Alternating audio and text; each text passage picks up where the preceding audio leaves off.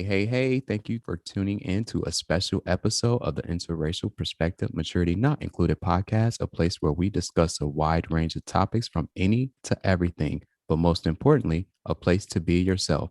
I'm LC, and joining me, as always, is my lovely co host, Aaron. Hey, Aaron. Hey, LC. Welcome back, everybody. Mm. Well, I think that you kind of touched on that a little bit. There are acquaintances, there are friends, there are also just social connections and business colleagues. I'd like to say for a second, when you're in the workplace and you are friendly with someone, careful about considering that person your friend, because depending on the work that you're doing, they are also a competitor, and a competitor can become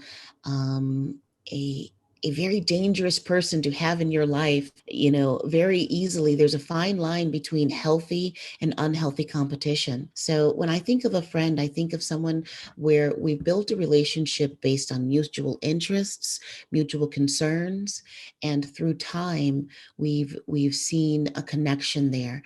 When friendships are developed because people are automatically put in the same place, such as being in a classroom or being in cubicles in the workplace near one another, or in any other setting where people are simply placed together as opposed to where they come together naturally. I think you have to question, is this a friendship? Is this a social acquaintance, a business colleague, or exactly, is this a friendship? I think that all has become very blurred nowadays with social media and with how much that we work and working from home, and people call us on our personal cells, and we also use those to work. It can all become very blurred, but in the end, I think we find out who isn't a friend in the wrong possible situations, and that's always the worst thing about it. You find out someone isn't a friend when you really need them to be a friend. I think, me personally, I just think social media is weird. It's I just agree. I it's just agree. not I don't know how to describe it. And as everyone know, we literally just got on this past late February, early March. We got on Twitter, I believe it was the end of February of this Mhm. year. And then we got on Instagram at the beginning of March of this year, or it might have been like the very last day of February, but it's just weird. I don't know how to describe it, even with the I whole agree with you. following thing and following back and unfollowing people. Mhm. It, I just think people, a lot of those people have mental problems. You know what? I agree that social media is weird. I agree with you 100%. In my personal life, I have all of those accounts, but I don't post to them. I don't interact with them for the purpose of getting the channel and promoting Running That Mouth with Simone LaBouche. I have those social media channels. But personally, I think in your personal life, do you really need to invite all of these people into your personal life? No, Do all of these people need to see these pictures of your children? There used to be a time when these type of pictures were only in family albums. You kept them in your wallet, you shared them with those who were close to you, but now anyone can see your children. Everyone knows what you had for dinner last night. It is a little bit weird. I know that I should be used to it at this point, but I think for professional reasons and for promoting things, yes, social media is great. But I, I think for those who are so comfortable kind of living this quasi reality show through social media, I find it so weird. I do. yeah, we don't have any personal social, like, it never was a factor for us. So, and I always tell this story to everyone. Our friends, our two close friends who aren't on anything, like, you would not be able to find them, like you won't be able to find us because we're not on anything but for the podcast.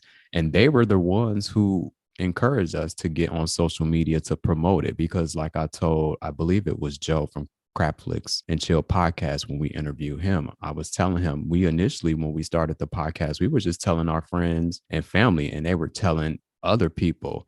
And that's when our two close friends were like, well, you might want to think about getting on social media. We know that you guys hate it just as much as we do, but it would reach a broader audience. And it did. We actually have, since getting on social media, we've reached more international listeners than domestic. So that's the one benefit, like you just said, Oh, for wow. promotion. But because a majority of our listeners are international listeners. Well, and what I find about it is, and I'm sure you're probably finding this as well, is it reaches an audience base to maybe catch people that want to hear the same kind of conversations that, you might think you're the only one having. But I Mhm. feel like from the podcast world or the YouTube world on these kind of conversations, it's a whole different kind of community there. You can see which ones are really there to, like, if it was a corporate world, to network and kind of help each other out Mhm. and get the word out there, whereas on the personal side it's more of like you said, let everybody into your own business. And I Yeah. find that's the weirdest part. Like, Yes. go ahead, listen to us, but nobody needs to know every little detail about your life. It then becomes, I think when the internet and all of that was really kicking off and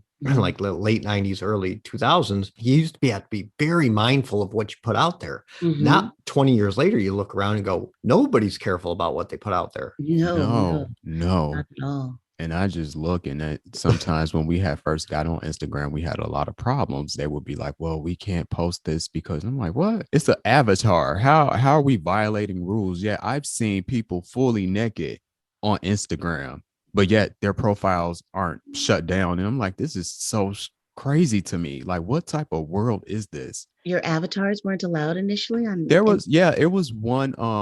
I think it was when we first got on, and it said things celebrate Black History Month, and it Mhm. said it violates or no promotion or of social something. And so I had to dispute it, and they let it get posted. And I'm like, why would I? I don't understand, but it's just When you think of the strange. things that Donald Trump has posted for someone to be questioned because they say celebrate Black History Month, my goodness. Yeah, but I'm saying it's not even just him. It's just even like if you like just look at some of the stuff that be on there, it's like what in the heck? And Yeah. it's like, do people not have real lives? I don't get it. We were on Facebook when it first started for college students eons ago. But Mhm. as soon as it opened up to the public, I deleted my Facebook and I have never been on social media personally. And Mhm. we are on social media strictly for the podcast. You will never see any personal photos of us. We've shared videos of like travels and stuff, but you will never see any personal stuff of us on there because I Yeah. don't, it's not, we're very private. We share things with people we want to share with. So that's why I don't get the whole reality TV. I don't understand why people are willing to sacrifice their families and everything just to be on TV. I I I agree with you. Like I said, it is weird, but people simply want to be recognized and they're willing to do anything to do it. Yeah. It's yeah. I don't have any other words. That's why we had to do that post of the block of shame because we will on Instagram, we had people follow us and we will follow them back and then they will unfollow us just to get more follows. And I'm like, you're a loser. Get a life. And so if you come over to our page doing this crap, you will be blocked permanently. I don't care if it's oh let me come back. No, you unfollowed us for a reason. You can keep going. Go to someone else and play this game. We're not here for that. We strictly are on these social media platforms to promote our podcast, nothing more. So that has happened to me. Someone followed me. So I looked at their profile and their pictures were interesting. So I followed them back. They had a business that they were promoting or something.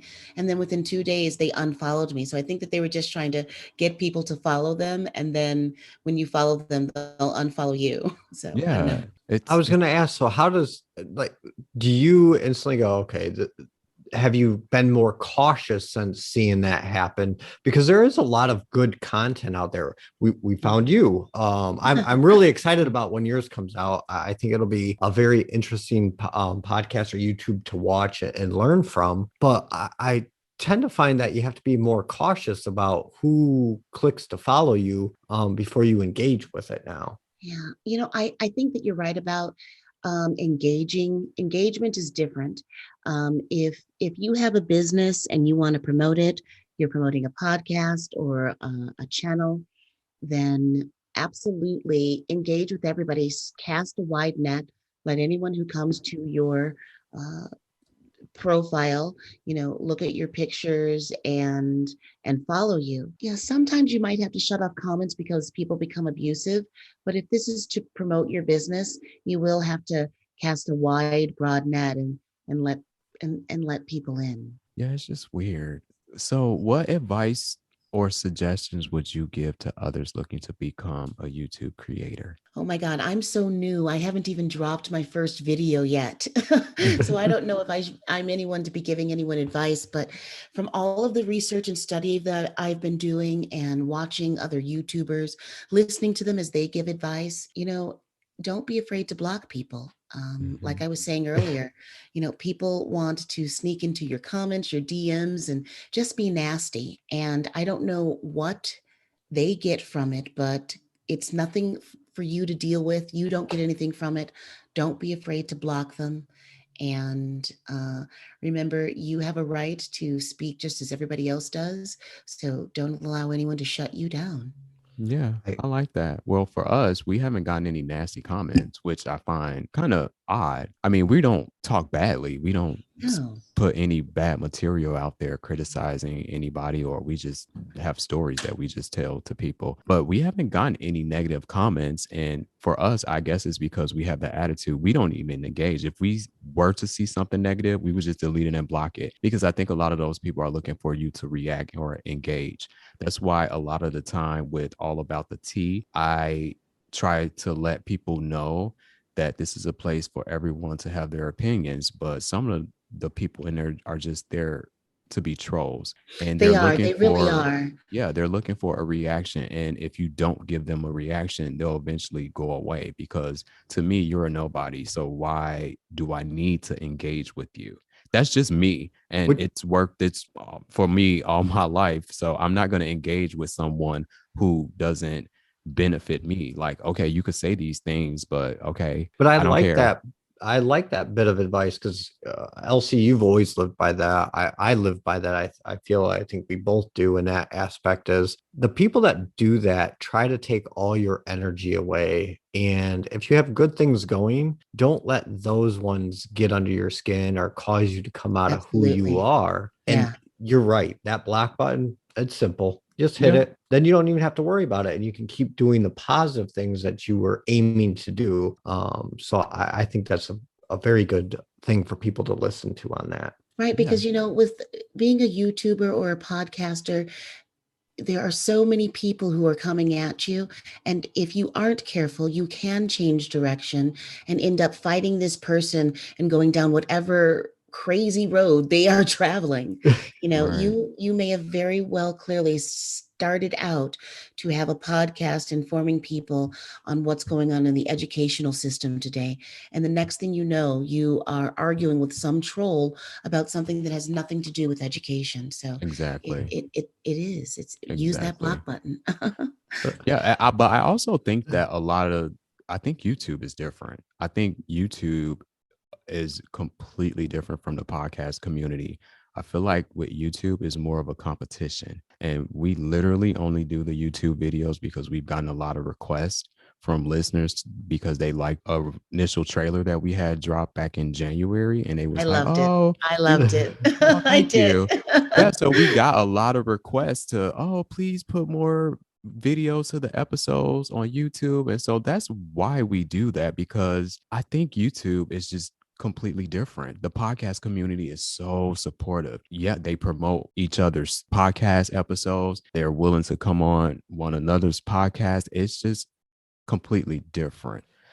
I do Well, agree. I think there's a few that have been out there on the YouTube side, and I think it's why one of the reasons we also engaged with All About the Tea. They're just fantastic on their delivery, and I think they've, for the most part, other than on some of the deeper conversations, they've let you go to a world of escaping, not escaping reality, but kind of entertainment side of things. And I feel like there's far less of those type of platforms on the YouTube side, whereas the podcast world, when you link up, you follow back, they are quicker to support, quicker to retweet. It's just been a night and day difference between what platform the stuff is on.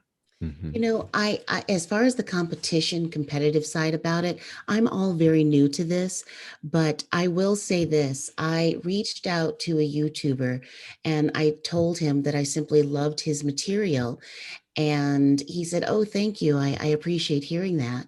And then once he said he appreciated hearing it, I wrote him back and said, "Yes, I'm going to be starting my own channel soon, and I hope that I do half as well as you do." And he blocked me. Oh wow. He Oh, Oh blocked wow. me. I mean, he blocked me, and I'm like, oh my gosh! Just because I said I'm going to be starting my own channel as well, and I hope I do half as well as you. I guess he figured, well, I won't talk to this person if they're going to be in the game as well as I am. But so I don't know.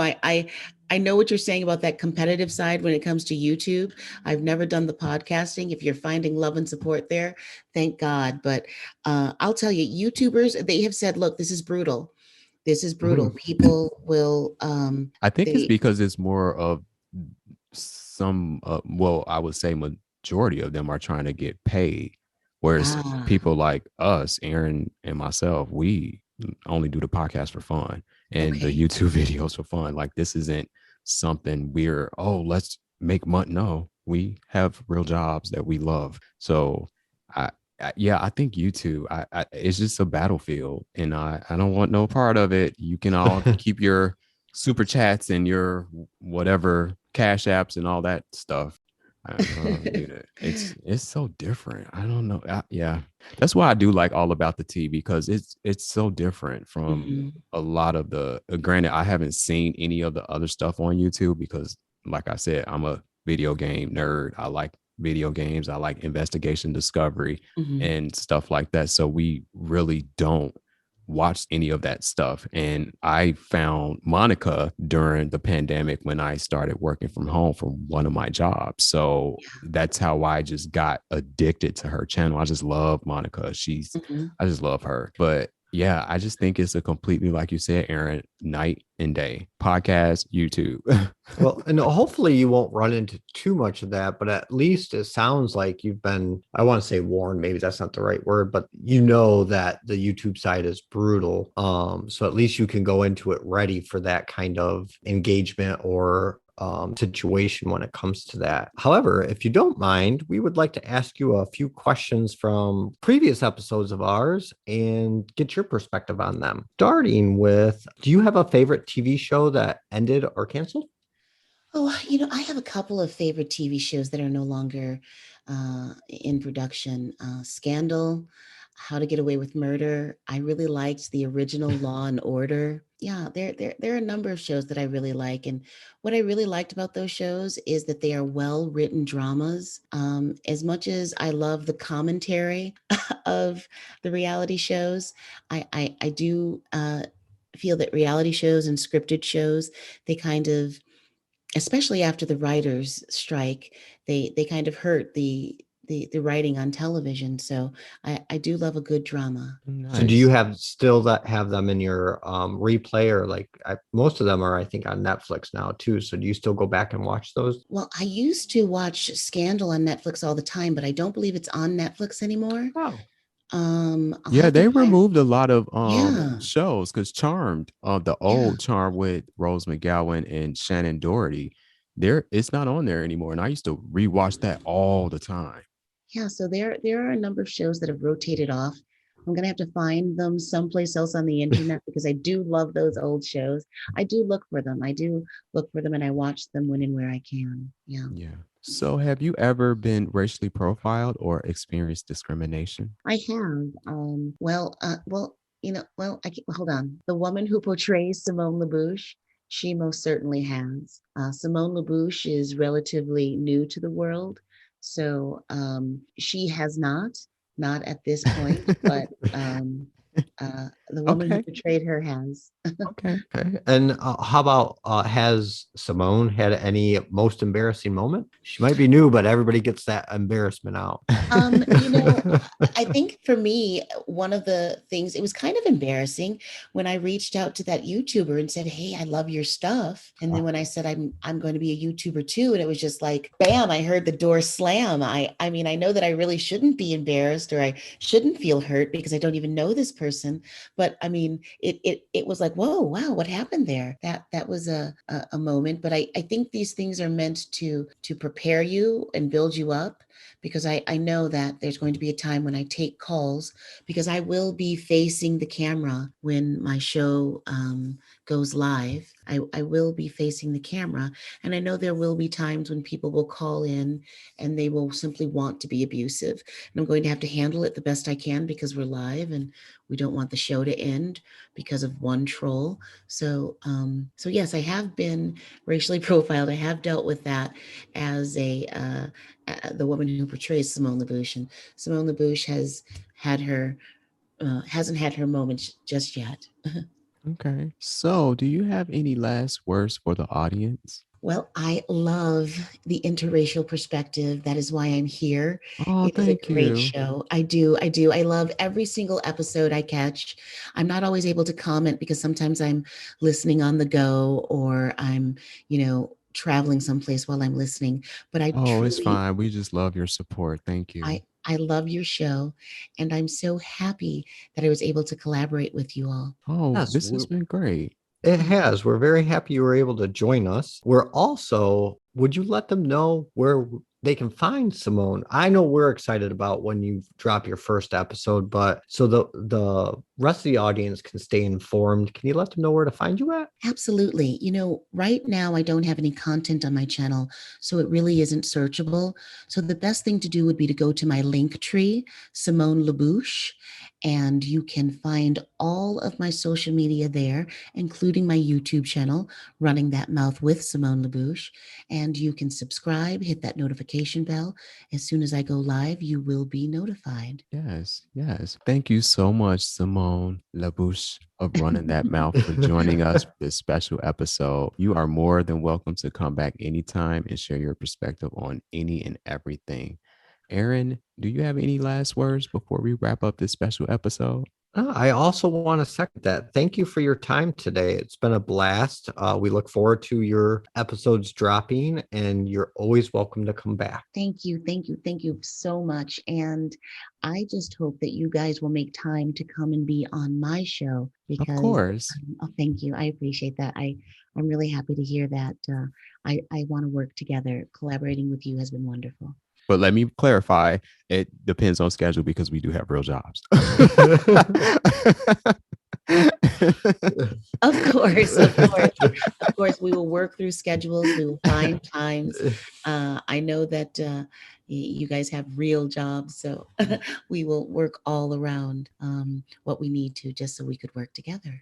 Yes, yes. Thanks again. And with that said, thank you all for tuning in to a special episode of the Interracial Perspective Maturity Not Included podcast with Simone LaBouche of Running That Mouth. Be sure to follow us on Twitter and Instagram at LC and Aaron. That way you know when a new episode becomes available. And as always, stay safe, stay positive, and be true to yourself.